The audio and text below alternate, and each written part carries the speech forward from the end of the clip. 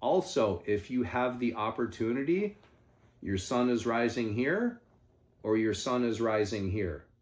Don't put your sun rising behind where you think birds are, and don't put your sun behind you.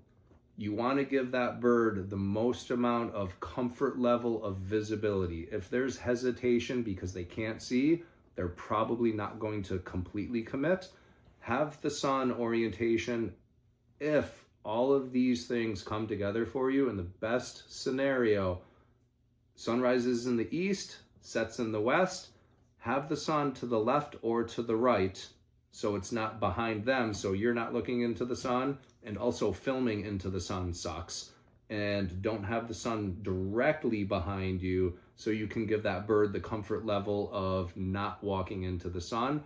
Offset your decoys, but offset your decoys to your strong side if you're a right-handed or a left-handed shooter.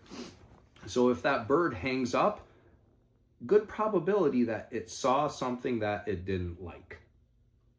You could have been too visible, it saw movement, it saw something it didn't like. That bird saw something it did not like.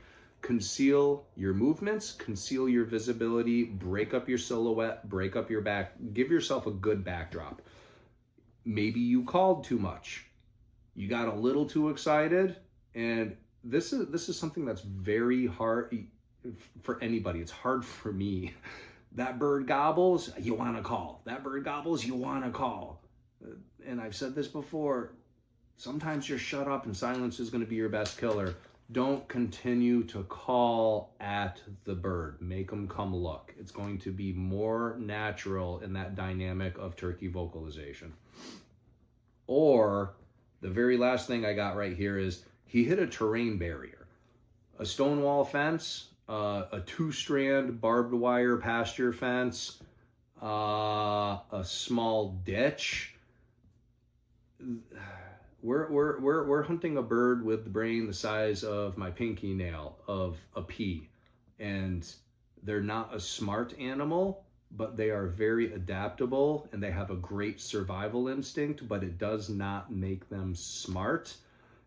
Watching that bird pecking at its own reflection or walking back and forth, gobbling his butt off because he can't figure out, I just need to duck my head to get under a 2-strand barbed wire or a 2-strand pasture fence.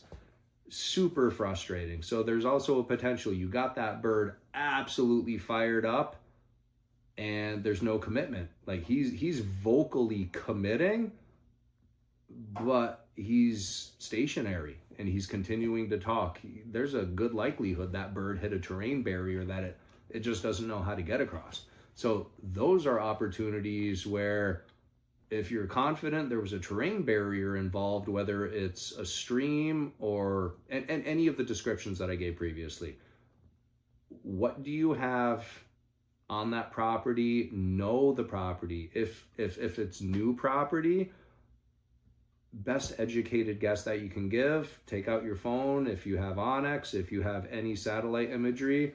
Where's that bird and what is that terrain feature? Where can I get around that bird and where can I get to a spot that he would feel comfortable traversing and coming to the call? He is so fired up right now. He's probably going to be really easy to fire up again once you relocate and eliminate that terrain feature. Get to a spot, fire him back up, and that's going to increase your chance to actually get that bird dead on the ground. Excuse me. All right, I already covered this. You don't want to move when the bird's looking. Move when the bird is behind any structure at all. Quick, abrupt movements, and don't shadow the bird. Just try to keep ahead of the bird. When the bird gets behind a structure, tree, whatever, whoop, move it really quick. The one thing you want to do is notice, is that bird coming at you? Is it going slightly left? Is it going slightly right? Start shifting your body weight on your lower half to prepare for that, especially if the bird is going to your weak side. So don't necessarily think, I'm a right-handed shooter, and if that bird's going to my right, it's going to get to a point where I'm not going to be able to aim at him without moving my butt, my lower half of the body. That's going to be extremely difficult. So if that bird picks left to right movement as a right-handed shooter, the first thing I'm going to do when that bird gets behind that first structure, and obviously this bird is not within my effective range, otherwise I'm just going to shoot him.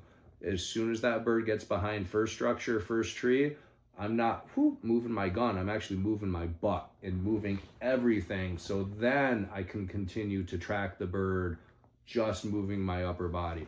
So when the bird's further away, move the hardest thing, which is your lower half.